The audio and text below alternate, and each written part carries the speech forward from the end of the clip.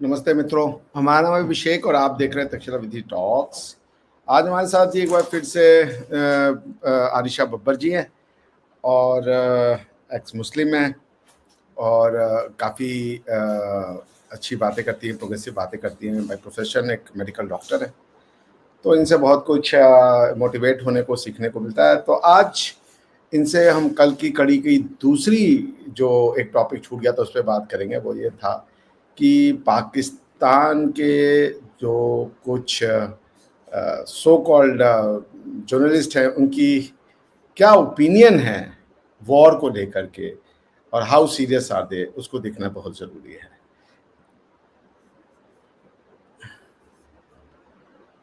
Sir आपने बराह रास्त लड़ने का फैसला कर लिया है, बंदूक उठाने का फैसला कर लिया, खुदा ना खास्ता जंग हो जाती है, तो ख्वाहिश क्या है?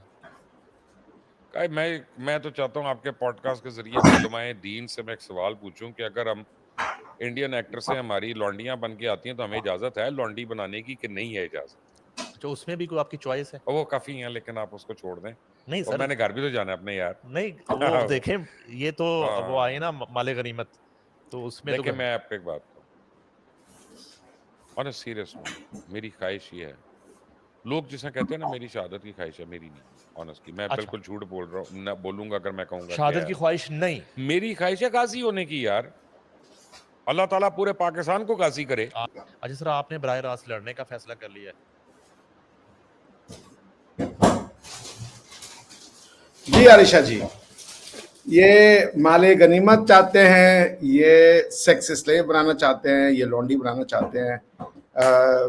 क्या बोलेंगे आप इस मानसिकता पे कि ये भारत की फिल्मी जो एक्ट्रेस है, मोस्टली हिंदू हैं ऑफ कोर्स और क्रिश्चियंस हैं, तो उनको ये सेक्स स्लेव बना के रखना चाहते हैं and it is in 21st century ये आदमी ये बोल रहा है। बिल्कुल, तो कैसे बिल्कुल। देखती हैं आप इसको? बिल्कुल और बड़ी हैरत अंगेज़ बात है कि एक तो होता है कि कोई बहुत ही कोई जाहिल, कोई मदरसा छाप ऐसी बातें कर रहा होता, क्योंकि जो मदरसा छाप अमूमन होते हैं ना, तो उनके दिमागों में यही डाला जाता है। उनके अंदर यही ख्वाहिश पैदा की जाती है और इसी को करके उनको बड़ा जंग-ओ-जदल का और जिहाद का शौक लगा रहता है। जिहाद भी जो करते हैं ना मुसलमान, तो वो इसलिए नहीं करते कि उनको अपना कोई अमन का दीन है, उसका कोई मैसेज फैलाना है। उसमें उनका यही होता है माल-ए-गनीमत, जिसमें लोगों का माली जो है उनका वो भी लूटो, उनको और उनकी औरतों को भी कब्ज़ा करो, सेक्स स्लेव बनाओ, रेप करो। ये उनके दिमागों में 72 हूरें तो वैसे ही मिलनी है, अगर आप मर भी गए तो 72 हूरें मिल जाएँगी और अगर बच गए जैसे ये साहब कह रहे हैं कि मैं तो गाज़ी बनना चाहता हूँ, तो गाज़ी बन के फिर ये माले-गनीमत, क्योंकि औरतों को भी तो ये माले-गनीमत ही उसमें समझते हैं ना, तो ये इनकी मेंटालिटी। और ये आप देखिए पढ़ा-लिखा आदमी, एक एंकर पर्सन, इतना सीनियर एंकर पर्सन है ये, समझा जाता है पाकिस्तान में, तो इसकी ऐसी बातें हैं तो आप समझ सकते हैं कि ये जो सो कॉल्ड कहा जाता है ना कि मॉडरेट मुस्लिम है या कुछ बिल्कुल जाहिल मुसलमान हैं जो मदरसों वाले हैं, वो अलग हैं और हम मॉडरेट हैं, हम पढ़े-लिखे हैं, तो ये सबकी एक ही मेंटालिटी। और ये मेंटालिटी इनकी आप देखें, जोक्स के ज़रिए, इन चीज़ों के ज़रिए, मीम्स के ज़रिए, मीम्स बहुत ऐसी बन रही हैं ना कि हम सोनम बाजवा को ले लेंगे, हम उस मॉडल को ले लेंगे, हम उसको ले लेंगे। लगातार मीम्स, और ये जो कहते हैं ना कि ये इंडिया से भी ऐसी, लेकिन शुरुआत हमेशा पाकिस्तान कर रहा है ये बातों। क्यों? क्योंकि उनके तो रिलिजन की ये चीज़ हिस्सा है, सेक्स स्लेवरी।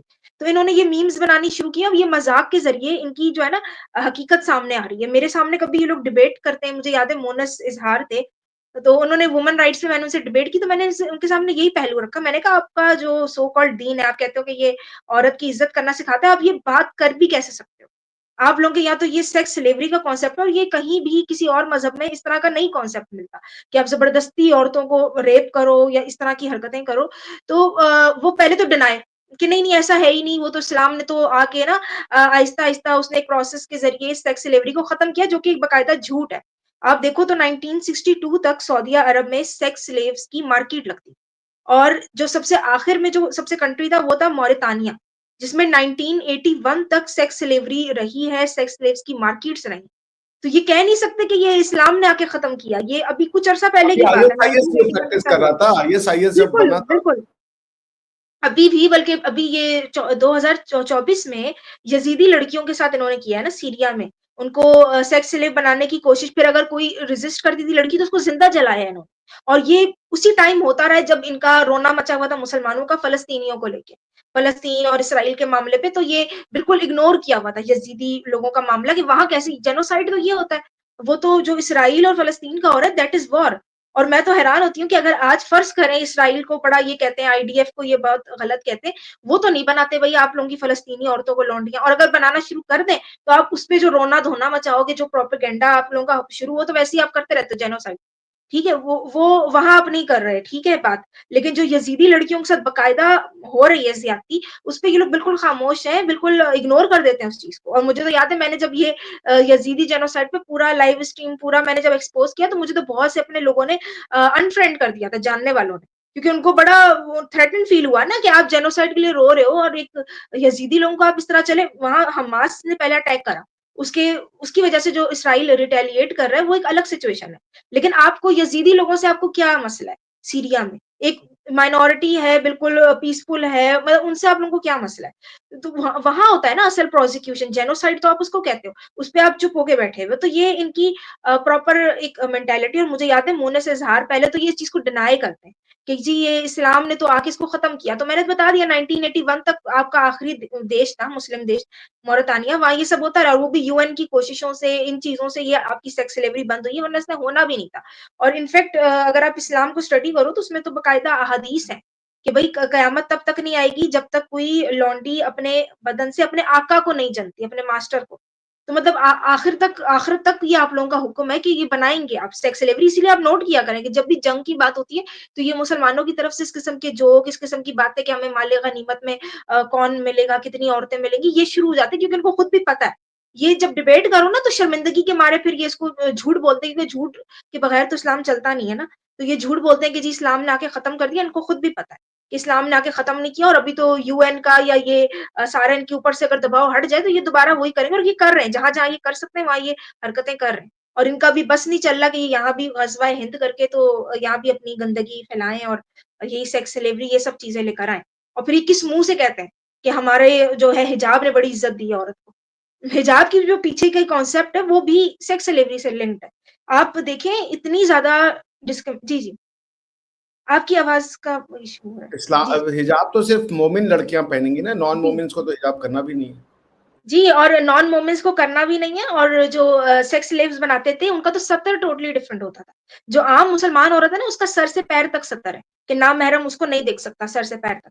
लेकिन जो सेक्स स्लेव औरत होगी, उसका सत्तर है नाफ से, यानी बेली बटन से लेकर नीज़ तक। मतलब आप उसको कमर भी आप नंगे रखोगे और आप ब्रेस्ट भी नंगे रखोगे, ये हुक्म है। इस्लाम में तो ये सत्तर है, ये बाकायदा ये इस तरह से डिस्क्रिमिनेट किया गया औरतों को, और ये हिजाब इसलिए आया था कि इनके जो खलीफा थे, खलीफा राशिदीन, हज़रत उमर, उनकी आदत होती थी ताका-झाँकी करने की। तो वो ये चाहते थे कि जो मुसलमान औरतें हैं ना, जैसे एक मशहूर वाक़या है कि रसूलुल्लाह की बीवी थी हज़रत सौदा, वो जाती थी मेरे ख़्याल में ख़ाना करने, वॉशरूम करने जाती थी, तो वो पर्दा नहीं लेती थी। क्या है, तो हज़रत उमर की तो आदत थी ताका-झाँकी, वो तो सेक्स स्लेव को भी हैरेस करते थे। तो उनको उन्होंने हैरेस करने की कोशिश की, उनको ये बाद में उनको शक गुज़र गया कि नहीं ये तो शायद रसूलुल्लाह की बीवी हैं, तो इनका तो मर्तबा अलग है, इनको हैरेस नहीं करना। तो वहाँ पे फिर उन्होंने रसूलुल्लाह को जी तजवीज़ दी थी कि आप जो है ना अपनी जो बीवियाँ हैं और जो मुसलमान औरतें हैं, उनको आप पर्दा कराना शुरू करो ताकि उनकी एक निशानी बन जाए और हम उनको छेड़े नहीं। मतलब आपने खुद चेंज नहीं होना, आपने अपने आप को चेंज नहीं करना। आप हर नॉन मुस्लिम औरत को भी छेड़ोगे, जो सेक्स स्लेव है उनको भी आप छेड़ोगे, मारो-पीटोगे, अब्यूज़ भी करोगे, लेकिन जो अपनी औरतें उन पे आपने पर्दा नाफ़िज़। तो इसके पीछे की तो ये हिस्ट्री जो सूरह अहज़ाब की आयतें आई थी ना कि अपनी ओढ़नियाँ डाल के निकला करो, उसके पीछे की हिस्ट्री है। तो ये जो पूरा हिजाब का ये लोग बड़ा करते हैं ना कि हमने औरत को प्रोटेक्ट किया है, तो वो प्रोटेक्ट भी आपने अपने ही गुंडों से करने के लिए किया था जो किया करते थे हैरेस। वहाँ की जो सेक्स स्लेव थी, नॉन मुस्लिम औरतें थी, उनसे डिफरेंशिएट करने के लिए आपने किया था। तो ये तो इसका कोई वो नहीं है कि आप उसपे बहुत फ़ख्र महसूस करें कि हम हिजाब का लेकर आए कॉन्सेप्ट। ये है। तो ये जो पाकिस्तान में जो मुस्लिम महिलाएं हैं वो इसको नॉर्मल देखती है, उनका क्या रिएक्शन होगा? जो एक मुस्लिम महिला है जब वो ये सुनती है कि जो एक नॉन मुस्लिम महिला आप उसको सेक्स स्लेव की तरह यूज कर सकते हैं, तो एक मॉडर्न लड़की जो है वो इसको कैसे देखती है?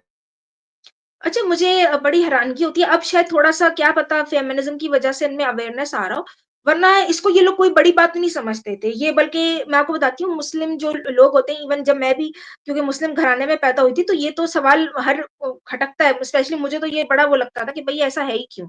ये सेक्स स्लेवरी ये सब। तो उसमें भी मुझे याद है कि ये लोग विक्टिम ब्लेमिंग करते हैं, ये सेक्स स्लेव्स को ही बुरा कहेंगे।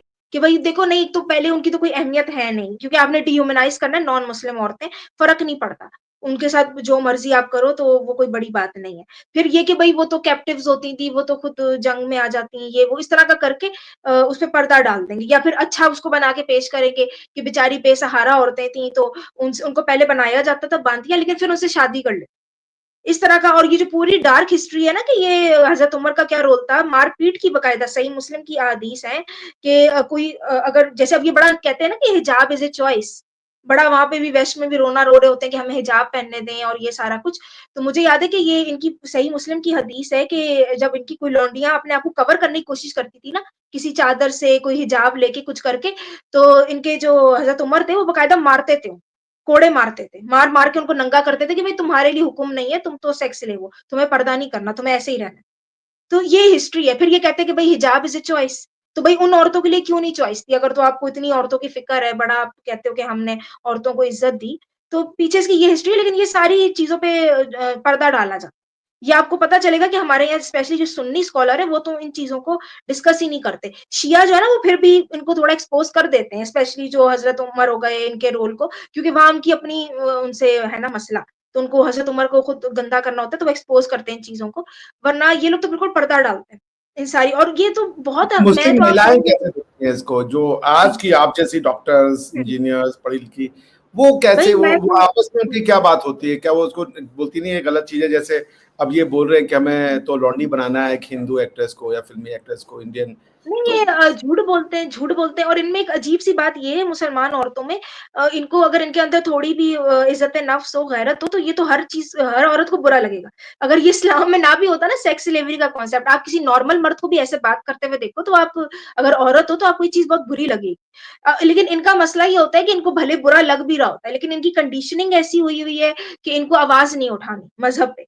और फिर इनको ऐसा डाल देते हैं कि भई कुछ गलत भी कह रहा हो ना आपके मज़हब को लेके, कि भई वो उसका जोक भी बना रहे हैं कि हाँ, हम माले गनीमत में आपको बोलना नहीं है। आपको एक यूनिटी शो करनी है अपनी मुस्लिम उम्मा से। तो ये मुसलमान औरतें खुल के नहीं बोलती, लेकिन ज़ाहिर-सी बात है इनको भी समझ आती है कि क्या बात है। लेकिन बड़ा अजीब-सा इनका वो है। और एक तो खुद ब्रेन वॉश्ड होती भी, और झूठ बोलने का बहुत मसला है। ये मैंने तो बल्कि ऐसी भी औरतें देखी हैं कि उनके खुलेआम उनके सामने कर दो ना दिखा-दिखा के कि भई ये हदीस है, ये आयत है, ये वो है। नहीं, नहीं, नहीं, इसका कुछ और मतलब है, ऐसा हुआ नहीं था, ऐसा हुआ नहीं था। तो ये खैर, अब ये झूठ बोलने की आदत आपको पता है मुसलमानों में नहीं जाती, ये मुनाफ़िक़त है।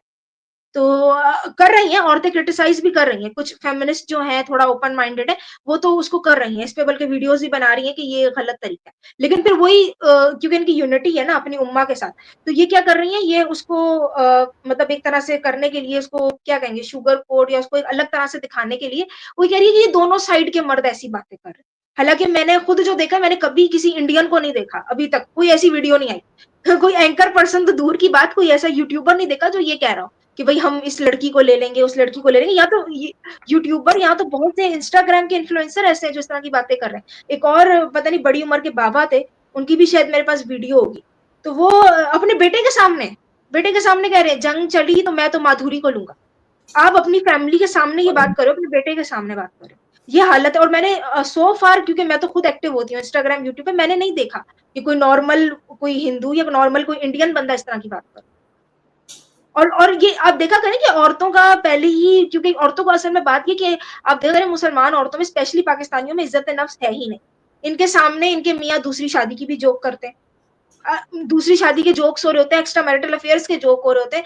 तो ये जब वो बर्दाश्त करती है ना, तो ये भी चुप करके बैठ जाओ। इनके यहाँ यही सिखाया जाता है। और मुस्लिम ज़्यादातर औरतें जो है ना, उनका यही सेल्फिशनेस होती है कि बस अपना मतलब पूरा किया और जो हो रहा है होता रहे, दे डोंट केयर। आप देख लेना, मैंने एक्टिविज़्म शुरू किया तो मुझे कोई सपोर्ट नहीं मिलती। औरतों की तरफ से तो बिल्कुल भी नहीं मिलती। हम कुछ आ जाते हैं, वो भी सिर्फ़ डिबेट करने आते हैं, जो पाकिस्तानी मर्द भी आते हैं। लेकिन ये बड़ी अजीब-सी बात है। हालाँकि बहुत सी ऐसी मैं देखती हूँ लड़कियाँ होंगी, जो प्रैक्टिकली इन चीज़ों से सफ़र कर रही होंगी, जिनके मियाँ ने दूसरी-तीसरी शादियाँ की हुई हैं, जिनकी अपनी ज़िंदगी अजीरन हुई हुई है। मैं तो सिर्फ़ उस चीज़ को खोल-खोल के बता रही होती हूँ ना कि ये सब है।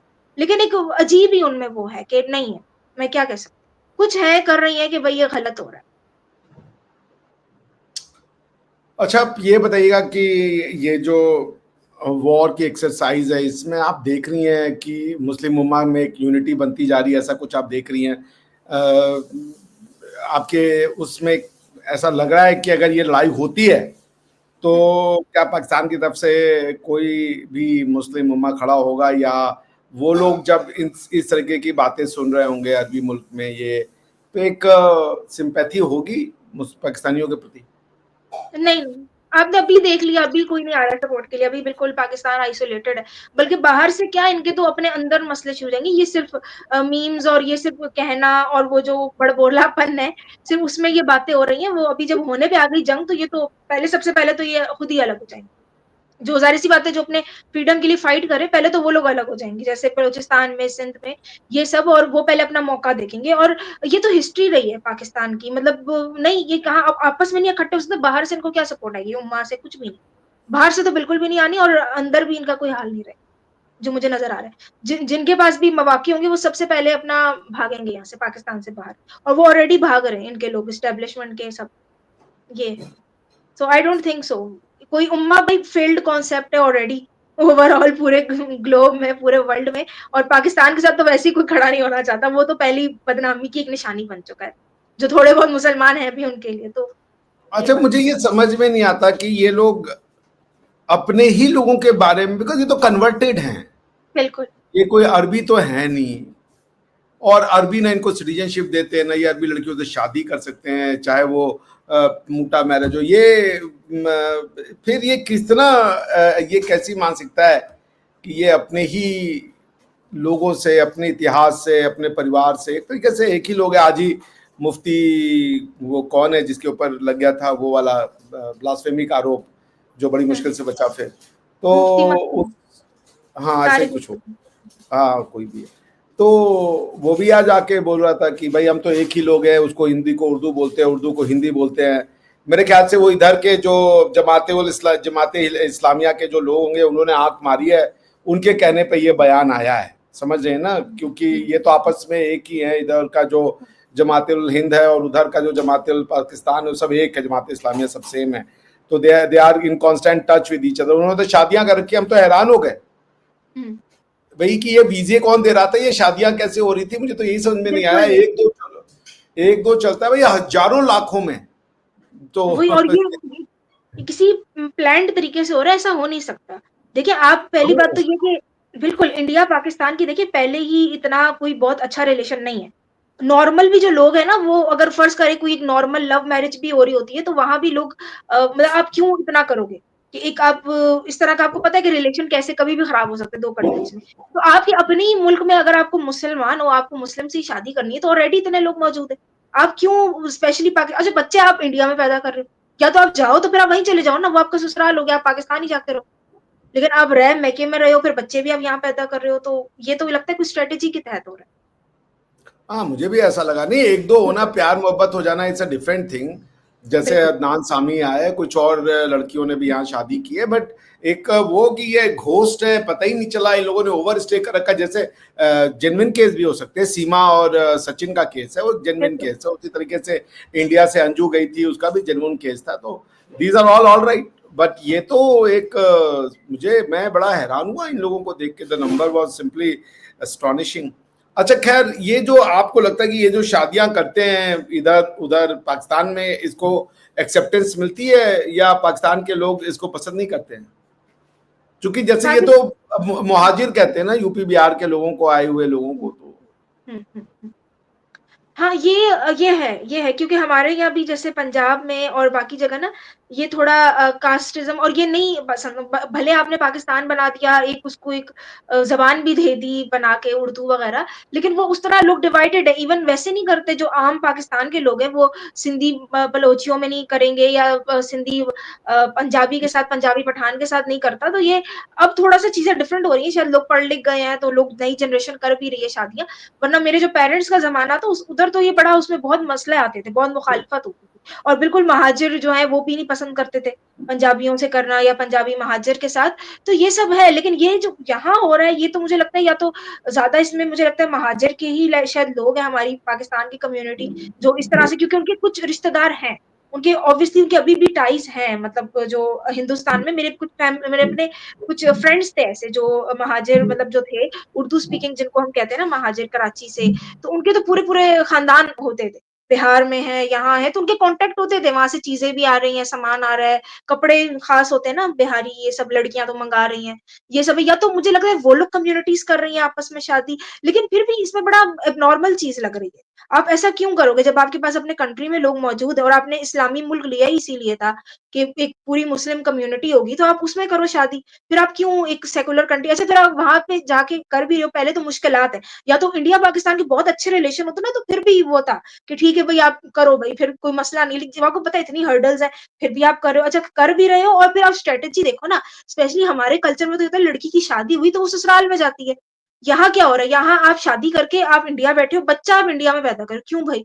आपने शादी जब पाकिस्तानी मर्द से कर ली, तो आप बच्चा भी पाकिस्तान में पैदा करो।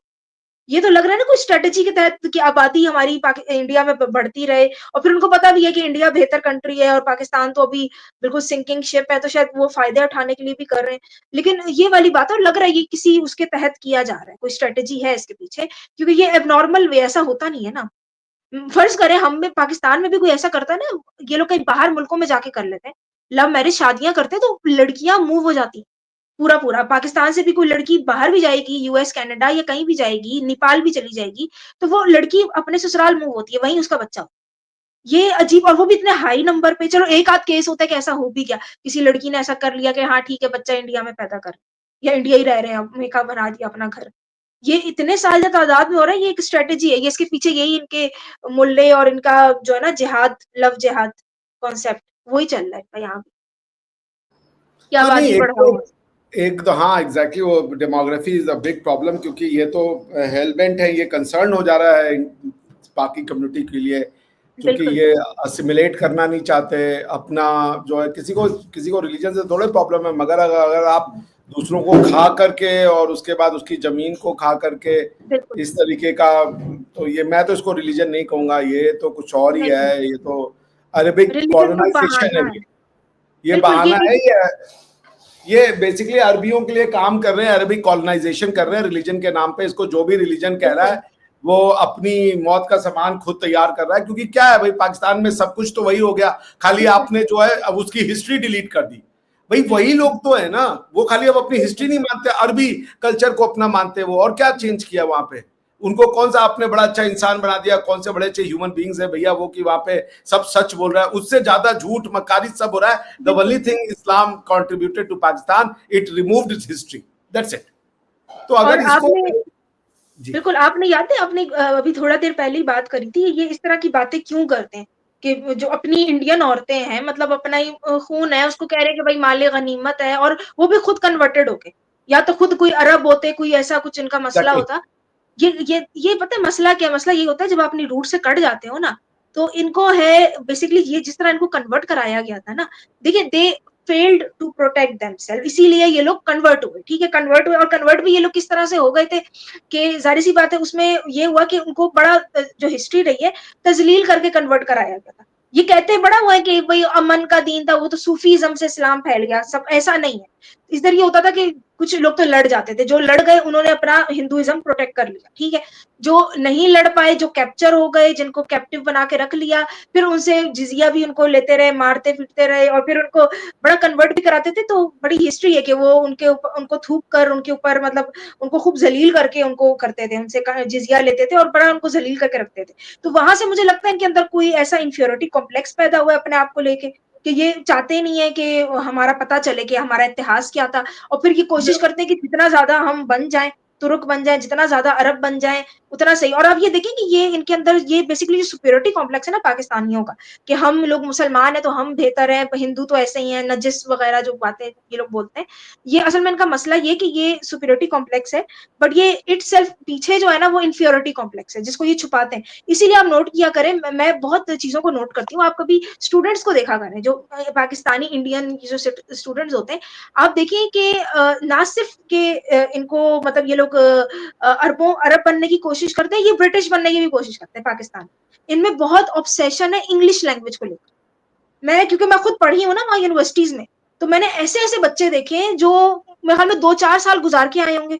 पूरा पूरा वो अपना एक्सेंट चेंज कर लेंगे। मतलब मुझे याद है मेरी यूनिवर्सिटी में एक बच्चा था, उसने कोई मुझे लगता है ज़िंदगी में कोई 10 साल की उम्र हुई होगी तो शायद यूएस गया होगा, 5-6 साल वहाँ गुज़ारे होंगे और बल्कि अपनी मुझे लगता है शायद 5-6 साल की उम्र में वापस आ गया था पाकिस्तान। आप 5-6 साल की उम्र में पाकिस्तान वापस आ जाओ ना, तो आपके लिए कोई मसला नहीं रहता इंटीग्रेट होना। ज़ाहिर-सी बात है आप वहीं का खाना भी खा रहे हो, आप देसी फूड पूरा तरह से खा पा रहे हो। आप घर में अच्छा अपने माँ-बाप से जब बात करते हो ना फ़ोन पे, तो पूरी सही उर्दू में कर रहे हो, जैसे आपका लैंग्वेज है टोटल। यहाँ क्या होता था यूनिवर्सिटी आएँगे तो भई वो इंग्लिश खत्म ही नहीं हो रही, उनकी एक्सेंट खत्म ही नहीं हो रहा। और हाँ, नॉर्मल बच्चों से भी जब आप माँ-बाप से बात कर लेते हो घर में उर्दू में, तो आपको यहाँ करने में क्या लेकिन आपको एक इंप्रेशन देना है कि भई खैर मैं ये तो बीमारी लंदन हमारे से आ यहाँ गया भी था। है, ये हमारे यहाँ ये भी है, है, सेम ये आपके एग्जैक्ट। बिल्कुल, बिल्कुल। तो ये मैं बता रही हूँ ना, ये वही लेकिन कॉलोनाइज़ेशन लेकिन आलिशा जी, मजे की बात यह है कि एक हुँ, पाकिस्तानी अंग्रेज बनना चाहता है, ठीक है हुँ, ना, एक पाकिस्तानी अरब बनना चाहता है, तुर्क बनना चाहता है, सब बनना चाहता है, वो हुँ। इंडियन नहीं बनना चाहता। Yes, yes. ये एक बड़ी अजीब सी बात है। मतलब मैंने देखा पाकिस्तानियों को कि जर्मन पासपोर्ट लेने के लिए मर रहे हैं, ब्रिटिश हुँ, पासपोर्ट लेने के लिए मर रहे हैं, अमेरिकन पासपोर्ट लेने के लिए मर रहे हैं, इवन साले को वो बाकी पासपोर्ट लेने के लिए भी मर रहे हैं। But if you call them Indian, hmm, somehow that ruffles the weather. Exception है, बिल्कुल। जैसे अदनान सामी है, सलमा आगा जी हैं, ये लोग हैं, एक्सेप्शन ऐसे भी हैं।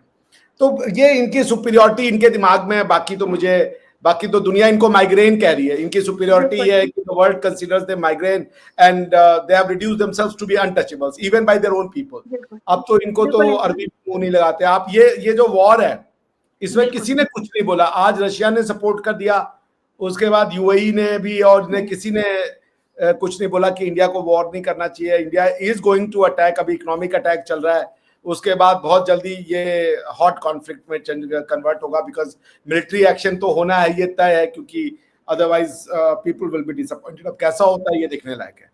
लेकिन मैं ये भी एक बात आपसे जानना चाहूंगा कि मैं ये देख रहा था कि ये कैसे ऐसा किस तरीके की वाइट वॉशिंग है या ब्रेन वॉशिंग है कि ये आप एक रिलीजन एक्सेप्ट कर लो, क्या बुराई है उसमें। मगर मैंने कश्मीरियों को देखा है, मैंने दूसरों को देखा, ये सारे पंडित थे या दूसरे लोग थे जो कन्वर्ट हुए, वो गजब और नफरत करते हैं। मतलब कश्मीरी अभी जो थे वहां पे कुछ इंडियन गए थे, वो कहते हम ये इंडिया नहीं है, हम कश्मीरी हैं। हाँ, तो हुँ। ये ये ये हमारे यहाँ कैसे भी ऐसा, होता है। ये मैं ऐसा बताऊँ कैसे। मेरा जो बचपन का कुछ टाइम था ना वो कश्मीर में गुज़रा है और वहाँ भी यही होता था, हम पाकिस्तानी नहीं है ना हम इंडिया का, हम अलग हैं, हम कश्मीरी। तो ये बड़ा माइंडसेट है।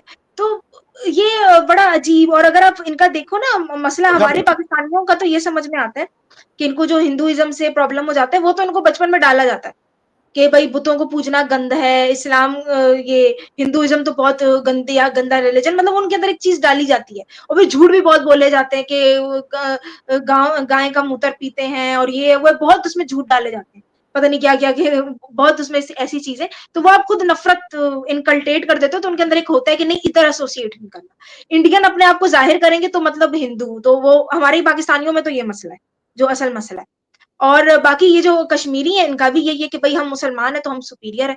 क्योंकि आपने नफ़रत डाल दी ना, आपके मज़हब ने भी और आपके खुद कुरान में भी नफ़रत है और जो माँ-बाप भी डालते हैं ना, वो यही नफ़रत डालते हैं कि वो बिल्कुल गंदा रिलिजन है, गंदा है। फिर उनको ये होता है कि यार इंडिया की बात करेंगे, शो करेंगे कि हम भारतीय हैं, तो फिर वही हो जाएगा कि भई हिंदू हैं, फिर हमें मानना पड़ेगा कि हमारे एंसेस्टर भी हिंदू थे।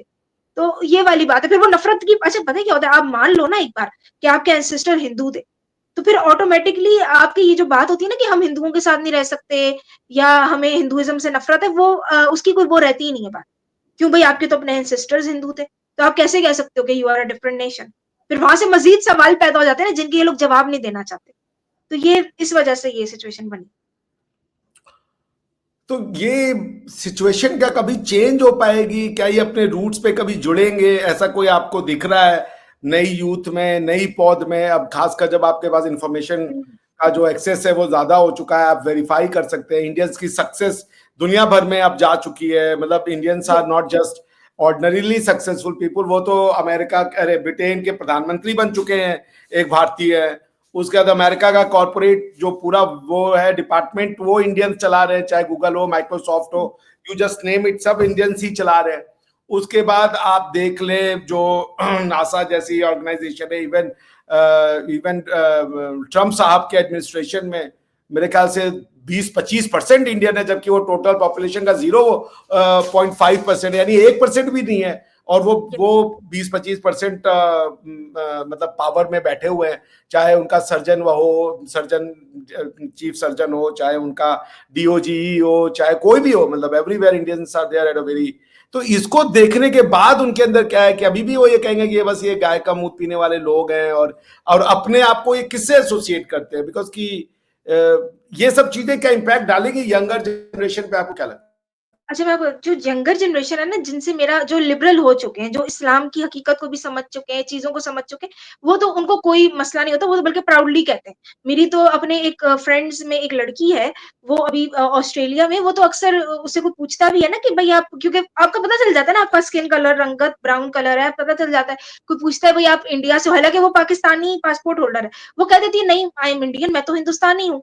क्योंकि आप समझ गए, देखिए अब मैं भी, अगर मैं रिलिजन को समझ गई हूँ ना एक बार, इस्लाम को, तो मैं फिर अब उस चीज़ से कर ही नहीं सकती, अपने आप को नहीं जोड़ सकती इस्लाम के साथ। तो मेरी फिर आइडेंटिटी यही है कि मैं हिंदुस्तानी हूँ, मेरा हिंदू डीएनए, जो सिंपल बात है। अच्छा, अब मुझे ये लगता है कि जो बाकी पाकिस्तानी है ना, क्योंकि मुनाफ़िकत तो इनमें भरी हुई है, और अभी भी मैं आपको बात बताती हूँ, मुँह पे आके कुछ भी कहते रहे अपने टॉक शोज़ में आके कि भई हमारा सुपीरियर आइडियोलॉजी है, इस्लाम सुपीरियर आइडियोलॉजी। खुद भी जब ये कभी जाते हैं ना एयरपोर्ट पर, स्पेशली कहीं वेस्ट में हो, तो ये नहीं बताते, नहीं ज़ाहिर करना चाहते कि हम पाकिस्तानी हैं। इनको अभी कभी लाइन में खड़ा होना पड़े, जी बिल्कुल, कभी लाइन में खड़ा होना पड़े ना कि अच्छा आप इंडियंस आ जाए, तो ये इंडियन ये अपने आप को शो करेंगे, क्योंकि उनको पता है कि पाकिस्तान की क्या हालात है। तो पाकिस्तान का पासपोर्ट छुपा रहे होते हैं। ये मैं खुद इस तरह की चीजें देख चुकी हूँ, लोगों को करते हुए देख चुकी हूँ कि लाइन में जाके खड़े हो जाएंगे कि भाई, सच बात है या ये कहीं सुनी स्टोरी है कि लोग अपना नहीं, ये पासपोर्ट? सच बात है ऐसा, और ये तो कुछ भी नहीं है, बल्कि मैं आपको बताती हूँ, आप कभी आ जाएं इधर जर्मनी भी, इवन वेस्ट में भी, यहाँ जो रेस्टोरेंट्स वगैरह या कुछ भी ऐसा हाँ, ये मैं जानता कॉफी हूँ। शॉप भी, बिल्कुल इंडियन नाम रखते हैं, पाकिस्तानी नाम भी रख सकते हैं, कहीं ये नहीं कह सकते कि ये पाकिस्तानी रेस्टोरेंट है। क्यों? पता है पाकिस्तान की क्या रेपुटेशन है पूरी दुनिया में, और पता है कि इंडियन रखेंगे तो लोग अट्रैक्ट होंगे, इंडिया से भी फिर लोग आएंगे। तो ये चीज है वहाँ, और वहां इनकी टोटल चीज चेंज हो जाती है। वहां फिर इनका ये इस्लाम का भी भूत उतर जाता है, और ये सारा कुछ। तो मुझे ये लगता है कि अगर कुछ लिबरल जो है वो तो खुद ही समझ गए अपनी शनाख्त को, हम लोग तो समझ गए। जो नहीं समझ पाए वो, मुझे लगता है और कुछ नहीं तो डंडों के जोर पे मजबूर हो जाएंगे, क्योंकि आने वाले जो हालात है, पाकिस्तान का भी कुछ नहीं रहना, इस्लाम का भी कुछ नहीं रहना। इस्लाम भी अब दुनिया को समझ आ गई है। जितने एक्स मुस्लिम्स के चैनल हैं, इतने किसी और दूसरे मजहब के नहीं। लोग समझ गए कि अब इस्लामोफोबिया का भी रोना उस तरह नहीं रो सकते। तो अब पाकिस्तानियों का मसला ये कि जब इतने ज्यादा धुतकार हो जाएगी ना, तो आई थिंक कि अगर ये लोग दिमागी तौर पे नहीं भी समझ पाए ना, तो ये मजबूर हो जाएंगे कि भाई अपने आप को डिसोसिएट करने से, ये पाकिस्तान की आइडियोलॉजी, इस्लाम की आइडियोलॉजी, अभी भी शायद इनके अंदर थोड़ा सा बुखार, थोड़ा सा वो नशा बरकरार है इस्लाम पर, और कुछ तो रखा जाता है ना, जो आर्मी चीफ ने जैसी स्पीच कर दी। लेकिन मेरा ये ख्याल है कि आने वाले वक्तों में, जब ये अभी भी देखेंगे, जब इंडिया रिटेलिएट करता है और चीजें जब वर्स होंगी ना, तो खुद ब खुद ये फिर करेंगे। अभी भी देख ले, अभी भी क्या है इनमें, नेशनलिज्म, भाग रहे सारे पाकिस्तान से जिसको मौका मिल रहा है। नहीं, अभी मैं भी क्या आपको बताऊं नेशनलिज्म, कुछ भी कि नहीं। मैं जितने यंग पाकिस्तानी यूट्यूबर से बातचीत किया, आलिशा जी, शुरू में तो उनको इतना पता नहीं था, बट एज वी इंटरेक्टेड, हम्म, तो मैंने उनके अंदर बहुत कंसिडरेबल चेंज देखा भाई। हम्म, मतलब जब उनको चीजें समझ में आई, तो उनकी नफरतें या उनका वो जो था, वो बहुत कम हुआ। बल्कि वो लोग मुझसे बोलते थे कि जब डिबेट में भी होता था, तो वो दिखता था कि भाई वो ये बोलते कि सर आप ऐसे बोलेगा, आप दबिएगा नहीं, आप अपनी बात खुल के रखिएगा। तो वो ये चाहते थे कि वो काउंटर हो। तो बिल्कुल। मुझे वहां पे एक ग्लिमर ऑफ होप लगा। लेकिन जब मैं नॉर्मली जब रोड शोज देखता हूँ कि वहां के लोकल लोगों के प्रति कितना कितना नफरत है हिंदुओं के प्रति, खासकर, तो डिसअपॉइंट हो जाता है आदमी। लेकिन मैं ये बात तो कहूंगा आदिशा जी कि इन जिन यूट्यूबर्स के साथ मैंने काम किया, most of them were good, they were ready to learn, they were open minded people. तो वो एक, देखिए अब इस्लाम कहीं जाने से तो रहा नहीं। पॉइंट है कि किस तरीके का इस्लाम दिखेगा, जैसे किस तरीके का जुडाइज्म रहेगा। जूस तो है दुनिया में, मगर वो जुडाइज्म नहीं है जो ये कहता है कि मैं मुशरिक हूं। बेसिकली ये तो जुडाइज्म कहता है ना। मैंने आपको बताया, जब मैं नजारत से एक बार आ रहा था हाइफा, तो मुझे एक मिल गया था बहुत कट्टर जू। तो वो मुझे उसने सिखा दिया, ये मूर्ति पूजा करते हुए तो गलत है और ये है वो, तो वो पसंद नहीं करते। एक कट्टर जू जो है वो कट्टर मुसलमान से भी ज्यादा कट्टर है। He doesn't like idolaters and all that. लेकिन ये इनकी सारे, कुछ नसीब। हाँ जी, मैं कहती हूँ ये मुसलमानों की, फ़लस्तीनियों की खुशनसीबी है कि इसराइल अभी कट्टर जू नहीं है। ये लोग होते ना सही वाले सारे ही, ऑर्थोडॉक्स तो और ही बहुत ज़्यादा तबाही फिर। वो तो हाँ, अभी है नहीं ऑर्थोडॉक्स ऐसा। होते तो वो तो बहुत ही होता, बिल्कुल। लेकिन फिलहाल तो मगर वही मैं कह रहा हूँ कि देखिए जूस तो हैं, बेंजामिन नेतन्याहू भी जूस है, लेकिन वो मोदी को अपना भाई कह रहा है। एक सच्चा जू मोदी को अपना भाई नहीं कह सकता। हुँ, आप समझ रही हैं? तो ये एक डायनामिक्स है जो हमको ये समझ में आ रहा है। जिस तरफ आज मैं देख रहा था, ये एक इमाम साहब है, इमाम तौहीदी, ईरान के हुँ, ऑल इंडिया, उनका एक ना CNN पे मैं इंटरव्यू देख रहा था। तो बड़ी अच्छी बात उन्होंने कही कि इस्लाम का तो देखिए जन्म सऊदी अरेबिया में हुआ है। इस्लाम वो होगा जो यूएई और सऊदिया डिसाइड करेंगे। इस्लाम वो हुँ, भी नहीं होगा जो कतर डिसाइड करेगा या ईरान डिसाइड करेगा या पाकिस्तान डिसाइड करेगा। हुँ, इस्लाम वो होगा जो यूएई और सऊदिया हुँ, डिसाइड करेंगे। तो भाई यूएई ने तो मंदिर खोल दिया, और बिल्कुल सऊदिया फिर के हुँ, सऊदिया के साथ तो ताल ठोक दिए कि हम रेनेसांस लाएंगे। तो बिल्कुल और ये क्या लोग इसका चाह रहे हैं रिफ़ॉर्म करना। देखती हैं आप इन फ्यूचर? ये अब पता है इश्यू क्या है कि इनको खुद भी समझ आ गई है कि ये जो इतने मुसलमान फैल गए ना स्पेशली ये जो हमारे बांग्लादेशी भी, पाकिस्तानी भी, तो इन्होंने जो हकीकतन ख़ैर इस्लाम तो है भी रेडिकल, इन्होंने वो इस्लाम की पिक्चर पूरी दुनिया में पेश कर दी है ना वेस्ट में, कि अब वो चाह रहे हैं यूएई वाले कि अब इसको चेंज किया जाए और अब वो इसीलिए ये बात कर रहे हैं कि जो हमारा है क्योंकि इस्लाम शुरू तो वहीं से हुआ है अरब से, ठीक है? यूएई उनकी सरज़मीन से शुरू हुआ है, तो वो कहते हैं कि भई हम ही हक रखते हैं कि हम असल इस्लाम करें, लेकिन अब वो इस्लाम इन्होंने इतना बदनाम भी इन्होंने कर दिया ज़ाहिर-सी बात है और वो है भी ऐसी रेडिकल आइडियोलॉजी, लेकिन अब वो चाह रहे हैं रिफ़ॉर्म करना। आप देखिए ना उन्होंने हदीस को अलग कर दिया, एमबीएस कहते हैं कि भई हम हदीस को नहीं मान रहे, अब भले शोर मचाते रहे सब कॉन्टिनेंट के मुसलमान, कि भई ये एमबीएस गलत है, वो तो उसको भी एक्स मुस्लिम काफ़िर कहते हैं, लेकिन उसने ये बात तो कर दी। तो ये मुझे लग रहा है कि वो लोग चाह रहे हैं कि ये लोग रिफ़ॉर्म करें, क्योंकि हाँ, मुझे इसके लग रहा है बाद तो कि फिर कुछ है ही नहीं, मैं भी कि एमबीएस इसमें का क्या करें? और यूएई के जो लीडर्स हैं, जो जो हुँ, हुँ। बड़ा रिस्पेक्ट करता हूँ। भाई मंदिर खोल देना अबू धाबी यस, में, इतना बड़ा, यस। और उसके बाद उसके ओपनिंग में जाना, सब हुँ, बिग बिग मैसेज इटसेल्फ। और मोदी जी को भी इसमें बहुत हाँ, क्रेडिट जाता है। तो मेरे ख्याल से आपको क्या लगता है कि ये जो कन्वर्टेड मुसलमान है, हाँ। ये ये तो मतलब इसलिए मैं कहता हूँ तीन तरह के मुसलमान इस्लाम है, अरबों का, तुर्कों का और मूर्खों का। तो ये जो हमारे यहाँ है, ये जो अपने को अरबी और भारतीय संस्कृति को रिलीजन के नाम पे खत्म करना चाहते हैं, हुँ। ये क्या बदलेंगे? क्या इनमें आप कोई बदलाव देखती है? यही आखिरी प्रश्न है। बदलाव आहिस्ता-आहिस्ता आएगा लेकिन अभी बहुत कम है, ज़्यादा नाउम्मीदी है, लेकिन मुझे लगता है आएगा। और मुझे लगता है कि इंडिया को ना इसमें बहुत करना पड़ेगी मेहनत। उसकी वजह ये कि मैं जब चीज़ें देखती हूँ ना, पाकिस्तान तो चलो है ही जो कर रहा है, दुश्मनी निभा रहा है। इंडिया के अंदर जो मुसलमान है वो एक अलग हर्डल है, वो एक अलग मसला है। फिर बांग्लादेश एक अलग है, तो एक अकेला भारत जो है वो लड़ रहा है, अपनी मैं बात उसको बताऊँ आपको बचाने में। आरिशा जी, भारत में मुसलमान हर्डल नहीं है। हुँ, भारत में भारत का हिंदू जो कम्युनिस्ट है वो हर्डल है। हुँ, ये हुँ, बात आप जान लीजिए। मुसलमान उतना हिंदुइज्म से नफरत नहीं करते जितना भारत का कम्युनिस्ट करता है, ये बात आप हुँ, जान लीजिए। हुँ, मेरे मित्र हैं, मित्र, हुँ। नाम हिंदुओं के हैं, ना होली मनाते हैं, ना दीपावली मनाते हैं, ना, लेकिन ईद में कुर्ता पैजामा हो जाएगा। और वो कहते हैं कि जो मनुस्मृति है वो घटिया किताब है, लेकिन आज तक मैंने इनमें से किसी को नहीं सुना कि ये हदीस और शरिया के ऊपर बोले कि ये हुँ, शरिया और हदीस को कहते हैं मिलना चाहिए उनको एज अ प्राइवेट लॉ, यानी कि आप जो है वो यूनिफॉर्म सिविल कोड मत लाइए, वो उसकी वकालत करेंगे, लेकिन मनुस्मृति बेकार है। आप राहुल गांधी को संसद के उसमें मनुस्मृति को यूं करते हुए देख लेंगी, मगर कभी भी वो किसी हदीस की किताब को ऐसे करते हुए नहीं लहराएंगे। आप एक बिल्कुल, कंपैरेटिव एनालिसिस कर लो जो मनुस्मृति में लिखा है और जो हदीसों में लिखा है, बात पता चल जाएगी भाई। एक तो स्कॉलर टू स्कॉलर बात हो ना फिर। यस और भारत, मुस्लिम बिल्कुल और इस्लाम हालाँकि ज़्यादा रेडिकल आइडियोलॉजी है, मैं तो हैरान हूँ कि ना ना ना, मैं आपसे फिर कम्युनिस्ट कह रहा हूँ इस्लाम है रेडिकल, लेकिन हुँ, मैं आपसे कह रहा हूँ इस्लामिक जो भारत का इस्लाम है हुँ, वो सबड्यूट किया जा सकता है, यानी कि यस यहाँ के लोग। लेकिन वो कम्युनिस्ट साथ दे रहे हैं ना। हुँ, यस, ये मसला है। ये लड़ाई है ही नहीं मुसलमान से मेरी। हुँ, भारत का मुसलमान, आप उसको समझाइएगा वो समझ जाएगा, वो कल्चर एक्सेप्ट करने को तैयार है। भारत बिल्कुल। की कल्चर पे यहाँ का कम्युनिस्ट हमला करता है। वो हुँ, यहाँ के हिंदुओं को, किताबों में जो भारत की किताबें लिखी हैं वो हुँ, हिंदुओं ने लिखी है भाई, 1947 के बाद की। बिल्कुल, और बिल्कुल। आपने जो बताया ना कि मुसलमान जो नॉन मुस्लिम मेलेडीज है उनको तो ये सब अपना ओपन रखना है, ये बात हुँ, इन्होंने बता दी, यहाँ के ब्राह्मण शूद्रों से करवाते थे।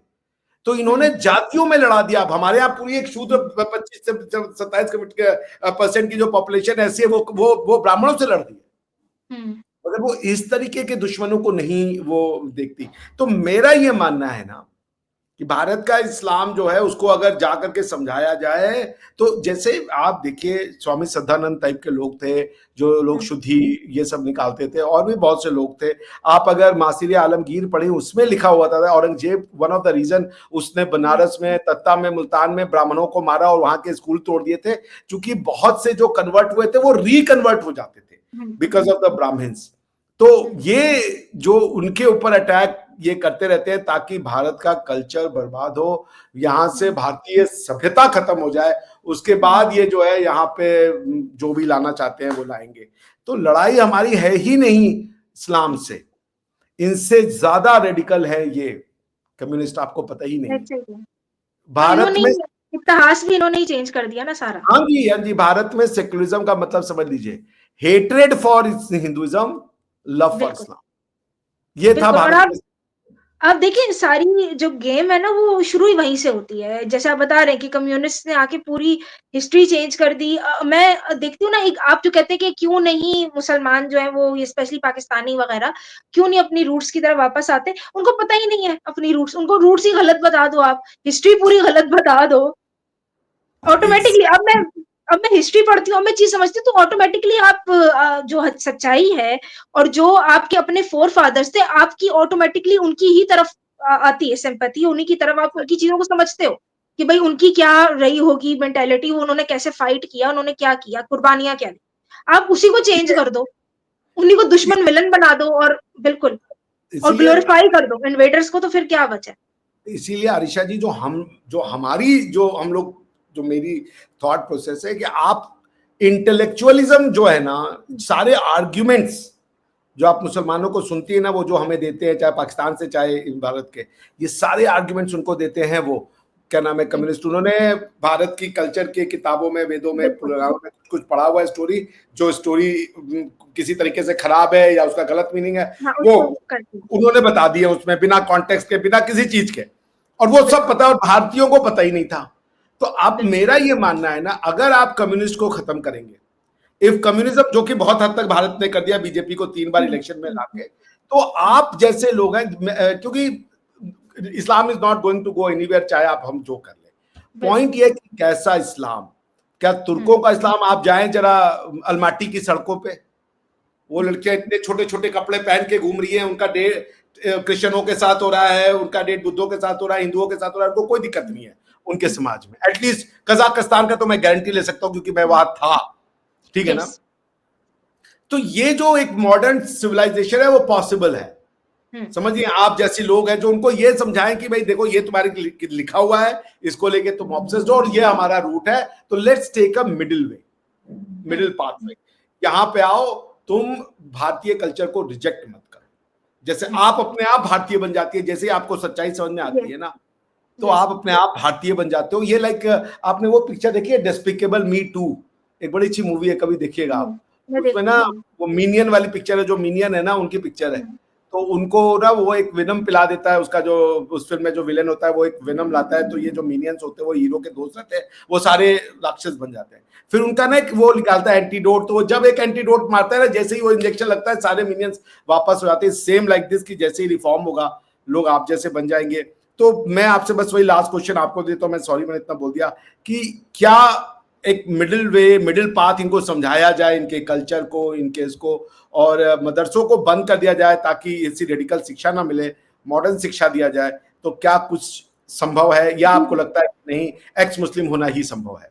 मैं आपको बताती हूँ। एक तो बात पता है कैसे शुरू होगी। मैंने देखा है कि ठीक है, हम लोगों ने इस्लाम से वैसे लड़के देख लिया, उसमें भी कोई इतना वो नहीं हुआ, लेकिन ये और ही ज़्यादा वो हो जाते हैं।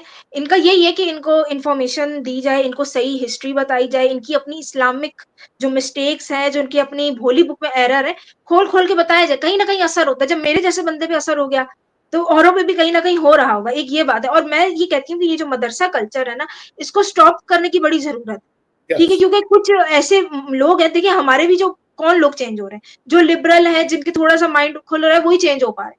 जो मुसलमानों की आपको पता है ज्यादातर they are not very educated, open minded, और एक्सपोजर ही नहीं है उनका।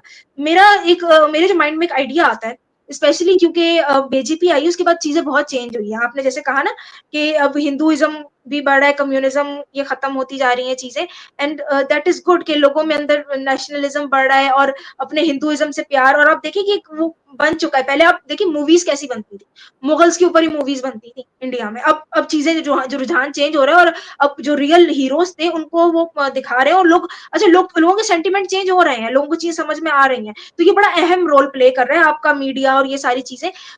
मुझे जो चीज समझ आती है कि ये जो जिहाद का स्पेशली कॉन्सेप्ट है, जो उनको पढ़ा हुआ है कि हमने कॉन्कियर भी करना है तो हमने बढ़ाना भी आइडियोलॉजी को, इसको इस तरह से रोका जा सकता है कि क्योंकि बीजेपी की हुकूमत है ना, पहले ही लोगों में इतना नेशनलिज्म ये चीजें बढ़ रही है।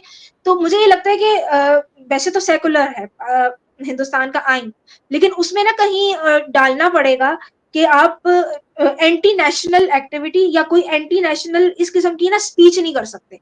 जैसे आप देखा करें कि इस्लाम का जो सबसे कट्टर चीज होती है ना, वो होती है जिहाद, कि जी मारना है, नॉन मुस्लिम्स को मारो, कन्वर्ट कराओ, जबरदस्ती उनकी शादियां भी करो तो ये भी करो, ये सारी बातें, क्या टेक ओवर कर लो, अपना शरिया लॉ लो, ये सबसे ज्यादा खतरनाक इनका। और ज्यादातर आप देखिए जो मिलिटेंट ग्रुप है या जो उनके मदरसे भी हैं, वो यही चीजें टीच कर रहे होते हैं।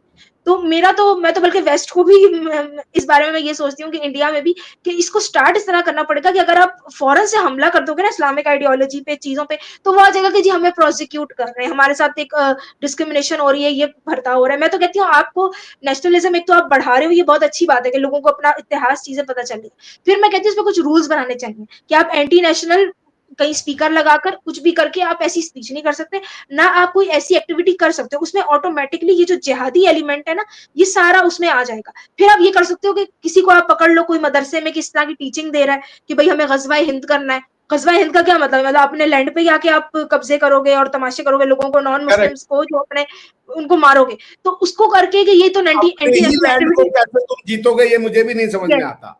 हाउ वुड यू यही कनकर योर ओन लैंड? यही अब इसमें ये हो सकता है कि ये जो इनको एंटी नेशनल एक्टिविटी करा के ना इनके मदारिस वगैरह को बंद तो किया। आप एंटी नेशनल एक्टिविटी कह रही है ना, फ्रीडम ऑफ रिलीजन का दायरा हाँ, आपको सीमित करना पड़ेगा, क्योंकि यस यस, वो फ्रीडम ऑफ करेंगे तो हम रिलीजन ज्यादा जेनोसाइडल नहीं हो सकता ना। तो यस मुझे लगता है कि अगर मेरे हाथ में हो तो मैं पहले तो, हमारे भारत में एक है आर्टिकल 29 और आर्टिकल 30, खासकर आर्टिकल 30, मैं आर्टिकल 30 को अमेंड करके और ये कर दूंगा कि उसमें है, आर्टिकल 30 हमारे यहाँ ये कहता है कि कोई भी रिलीजियस माइनॉरिटी या लिंगुअल माइनॉरिटी वो अपने मनपसंद का स्कूल की स्थापना कर सकती है। Once you establish your own school, तो जो राइट है वो ये है कि you can administer and manage it. तो क्या पढ़ाना है, किसको पढ़ाना है, सिलेबस क्या होगा।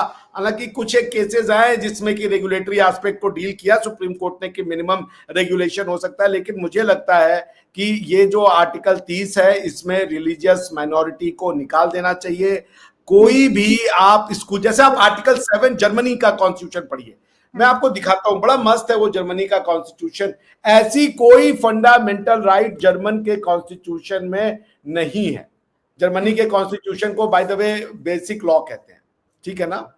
तो मैं आपको एक उनका बड़ा जबरदस्त वो इंग्लिश में अगर मिल जाता है तो वो दिखाता हूं। हाँ मिल गया मुझे, देखिए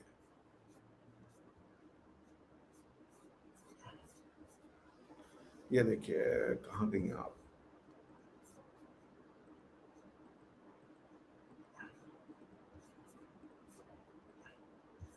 दिख रहा है आपको? जी जी जी जी जी। देखिए ये आर्टिकल 7 है जर्मनी के कॉन्स्टिट्यूशन का, ठीक है। आप इसको वेरीफाई कर सकते हैं, मैं दिखा देता हूं। ये देखिए, ये उनकी मिनिस्ट्री ऑफ, उसकी वेबसाइट है, फेडरल ऑफिस ऑफ जस्टिस, ठीक है ना। और मैं इनको बहुत अच्छे से जानता हूं, 2-3 तो मेरे प्रोफेसर रह चुके हैं। एनीवेज, आइए इनका आर्टिकल 5 देखिए कितने फंडामेंटल राइट है। पर्सनल फ्रीडम्स, ठीक है ना, equality before the law, freedom of faith and conscience, freedom of expression and conscience, marriage, school system. ये आप देखिए, the entire school system shall be under the supervision of the state. Parents and guardians shall have the right to decide whether children have received religious instruction or not. India को भी यही करना होगा, क्योंकि ना स्कूलों में रिलीजियस इंस्ट्रक्शन कंपलसरी दिए जाते हैं। भारत की स्कूल में वेदों की शिक्षा कंपलसरी दी जाए, क्योंकि वो भारत का लोकल, जैसे अब यहाँ पे जो रिलीजियस इंस्ट्रक्शन है ये कौन सा दे रहे हैं? तो स्कूल सिस्टम को तो गवर्नमेंट को टेक ओवर करना चाहिए। कोई स्कूल नहीं चलेगा सिवाय सरकारी स्कूल के या प्राइवेट स्कूल में, वो भी सरकारी सिलेबस वाले। बिल्कुल। ये और देखिए, जी, और मदरसा वगैरह को क्लोज करने का तरीका यही है कि अगर वैसे करेंगे ना इस्लाम को बीच में लाके, तो वही प्रोसिक्यूशन हो रही है, वो फिर इस्लामोफोबिया ये सब। वो आएगा क्या? वो तो कहेगा कि मदरसे में तो हम कुरान, अरबी, फारसी यही पढ़ाएंगे। यस, आप आर्टिकल 1 देखिए, कितना बढ़िया इन्होंने कंट्रोल कर लिया कि कौन क्या सोचेगा, जिसको हम आप कह रहे हैं ब्रेन वॉशिंग, इस पे कब्जा कर लिया ना स्टेट ने। स्टेट कह रहा है the entire school system shall be under the supervision of the state. ये हम क्यों नहीं कर रहे हैं ये मुझे नहीं पता है। आर्टिकल 30 को अमेंड करके भारत में तुरंत जो है रिलीजियस स्कूल को बंद करना चाहिए। रिलीजियस करना चाहिए, उसमें आप ये जो खासकर जो वैदिक शिक्षा है वो गवर्नमेंट ही दिलवाए, गवर्नमेंट। और अगर कोई अगर अपने रिलीजन की, जैसे कि अब जर्मनी है, जर्मनी वेदों की शिक्षा तो नहीं देगा, वहां पे तो हिंदू भी पाए जाते हैं। जर्मनी क्रिश्चियंस की शिक्षा देगा ना भाई, वो तो क्रिश्चियन गॉड को पढ़ाएगा। आपको नहीं पढ़ना है, आप अपने बच्चे को हटा लीजिए। ये भारत में भी होना चाहिए, भारत ने ये नहीं किया।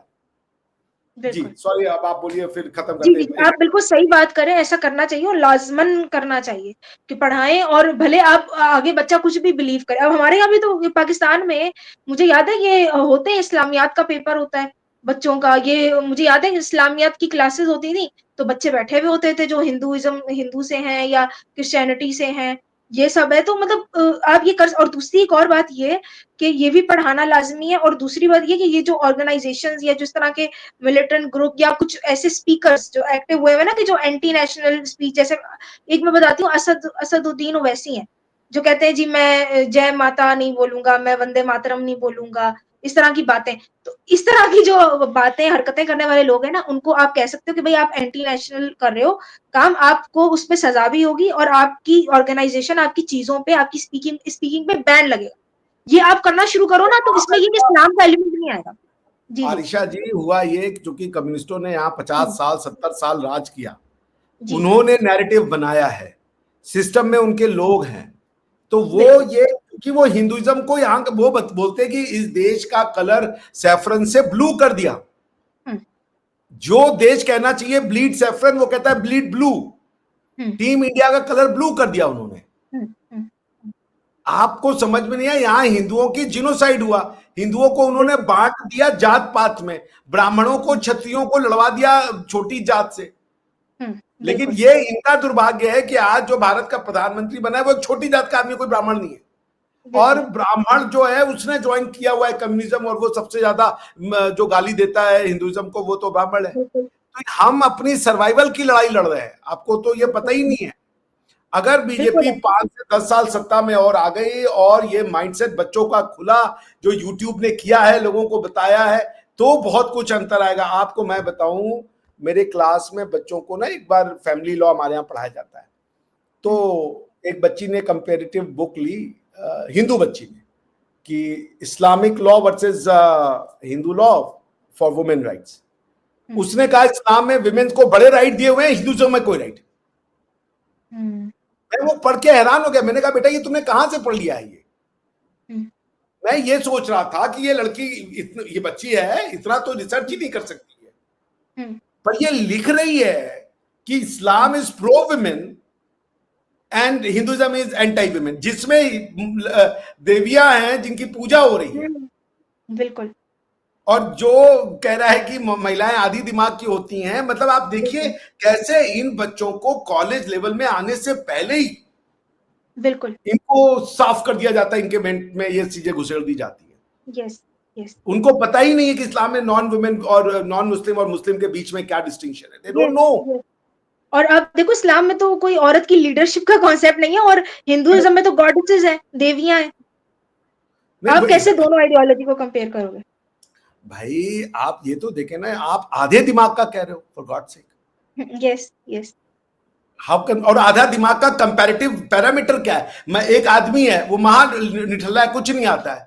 आप किसके दिमाग से उसको आधा दिमाग का कह रहे हो? आइंस्टाइन के दिमाग से कह रहे हो या कोई एक रिक्शा पे खींचने वाला है, उसको कुछ नहीं पता है?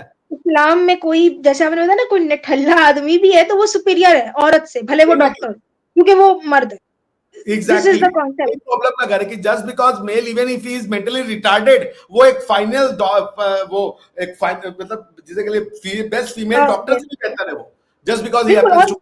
आप देखो गवाह में क्या है कि 4 औरतें 2 मर्दों के बराबर है गवाह में, तो मतलब अगर कोई मेंटली रिटार्डेड 2 मर्द हैं तो उनकी गवाह मानी जाएगी, भले वो साइकोपैथ हो या उनको कोई पर्सनालिटी डिसऑर्डर है, कोई साइकोलॉजिकल डिप्रेशन का पेशेंट है, कोई मर्द जो जिसकी इतनी मेमोरी भी स्ट्रांग नहीं है, वो नहीं है, लेकिन क्योंकि वो मर्द है और वो 2 मर्द है तो वो उन 4 औरतों पे, भले वो अपनी तरफ बिल्कुल नॉर्मल औरतें सही दिमाग की, उन पे वो ज्यादा सुपीरियर है क्योंकि वो मर्द है और उनको आप विटनेस लोगे और औरतों का आप विटनेस काउंट ही नहीं करोगे। और इसके लिए आप कह रहे हो कि हम जो मैन मेड लॉ है वो नहीं मानेंगे, हम गॉड मेड लॉ लेंगे। भाई कोई अल्लाह से नहीं लड़ रहा ना, किसी को आपके अल्लाह से लड़ाई नहीं है, लड़ाई तो लॉ के अगेंस्ट में। हम शरिया नहीं देना चाहते, ये थोड़े कह रहे हैं कि आप मस्जिद मत जाओ, जाओ मस्जिद। मेरा तो ये है कि स्कूलों मदरसों को बंद करो, control education, complete control state के हाथ में होगा। कोई नहीं खोल सकता, ना मदरसे ना कुछ भी, स्टेट पढ़ाएगा, स्टेट अपनी शिक्षा देगा। ये भारत की भूमि है, वेदों की शिक्षा देगी। जो मुस्लिम्स हैं या क्रिश्चियंस हैं, अगर उनको शिक्षा चाहिए अपने अपने रिलीजन की, तो एक ऑप्शनल वो कर दिया जाए कि भाई हाँ, एक मुस्लिम के भी टीचर हैं, जूस के भी। जैसे अब हिंदुओं के बच्चे हैं, वो यूरोप में रह रहे, उनको तो नहीं शिक्षा मिलती है ना अपने हिंदू ज्ञान की, उनको तो वेद नहीं पढ़ाया जा रहा है वहां पे। उनको अगर सीखना है तो पर्सनल सीखना पड़ेगा। तो इस भारत का स्टेट को आइडिया ही नहीं है कि ये कौन है। मैंने कहा ना, जिसका होना चाहिए टीम सैफरन, हरीशा जी, वो है टीम ब्लू। और इन्होंने जातों को लड़ाया है। फर्स्ट इंडिया हैव टू, जो झूठी बातें और मकारी इन्होंने फैला दी कि मुसलमानों के द्वारा किए गए सारे अत्याचार के ऊपर उन्होंने लिपापोती कर दी और सारा अत्याचारी दिखा दिया, आताताई दिखा दिया ब्राह्मण को। इस्लाम रिलीजन कोई नहीं है टेरर का, लेकिन जो ऑपरेशन है उसका कास्ट है ब्राह्मण। आप समझ रही हैं, एक ब्राह्मण है बाय डिफॉल्ट, चूंकि वो ब्राह्मण है तो वो बदमाश है, लेकिन टेरर का रिलीजन नहीं है। ये डबल स्टैंडर्ड इस समाज में चलता है। India had almost lost its root because of the 70 years of this kind of ideology. I hope things are changing and वो अच्छे से चेंज हो रहा है, नई जनरेशन समझ रही है। मैं तो नहीं, मुझे तो बहुत उम्मीद है, मुझे बहुत उम्मीद है। जब हम हमारे जैसे लोग जो मुस्लिम घरों में पले हैं पाकिस्तान में, हम लोग रूट से जोड़े, और इसमें बहुत हाथ है। मैं तो बहुत इंस्पिरेशन लेती हूँ मोदी साहब से और मोदी जी से और जितने भी बीजेपी है, इसका मैं तो कहती हूँ कि ये आना चाहिए और इनको बहुत स्टे करना चाहिए। बीजेपी को बहुत, अभी भी देखे ना, बचा कौन रहा है? हमारे एक्स मुस्लिम्स को भी तो वही बचा रहे हैं बीजेपी। अभी हमारे गए थे 3 एक्स मुस्लिम्स, उनके साथ जो कश्मीर में सलूक हुआ है, वो सलीम जी, समीर जी, मुझे बहुत अफसोस हुआ। ये लोग सही है, फ्रीडम ऑफ स्पीच का सही जो फ्लैग बियरर है वो ये लोग हैं, इनको प्रोटेक्शन चाहिए, वरना बाकी तो झूठ बोल रहे। झूठ बोलने वाले को क्या फ्रीडम ऑफ स्पीच और एक्सप्रेशन आया ही इसलिए था। What is blasphemy is basically a freedom of speech and expression. जो यूरोप में लाया था। हमारे यहाँ freedom of speech and expression से बुद्ध बन जाते हैं। आप वेद को गाली दीजिए, यू विल बिकम भगवान बुद्ध। बिल्कुल। तो खैर, एनीवेज आरिशा जी, बड़ा अच्छा लगा आपसे बात करके, और हमें पूरा उम्मीद है, जैसा हमने कहा कि आरिशा जी भी कह रही हैं कि एक मिडिल पाथ लेना पड़ेगा और अपने रूट से भारत के मुसलमानों को जुड़ना पड़ेगा। नमस्कार को अपनी जगह, अपनी जिंदगी में जगह देनी पड़ेगी। राम राम को अपनी जिंदगी में जगह देनी पड़ेगी। और हालांकि देखिए, अगर मोनोथीज्म से प्यार है ना, दुनिया का पहला मोनोथीज्म वो तो वेद है। बिल्कुल। If you are obsessed about monotheism, तो वैदिक शिक्षा को क्यों नहीं मान रहे हो? वो तो कहता है एकम सत्य, सत्य एक है। बिल्कुल। आपकी मोनोथीज्म भी नहीं है, आपको कोई मूर्ति पूजा का भी मैंडेट नहीं है, मत कीजिए आप मूर्ति पूजा। बिल्कुल। आप अपने लोकल, आपको अगर गॉड पे विश्वास है कि एक ही गॉड है, तो वो गॉड आपका है। यहाँ पे आप अपने कल्चर से जी लो। अब ये कि हम होली नहीं मनाएंगे, इसको इस्लाम कह रहे हैं, दीपावली नहीं मनाएंगे, अब इसको इस्लाम कह रहे हैं, हम तुम्हारे हिसाब से शादियां नहीं करेंगे, जबकि कर सब वही रहे हो। बिल्कुल। सो खैर, एनीवेज आरिशा जी, आपसे फिर मुलाकात होगी। आपने अपना 1 घंटा दिया मुझे, I am so sorry. No, it's fine. बहुत अच्छा लगा बात करके, बहुत अच्छा लगा। बहुत चलिए ठीक है, नमस्कार, धन्यवाद। नमस्कार जी, थैंक यू सो मच।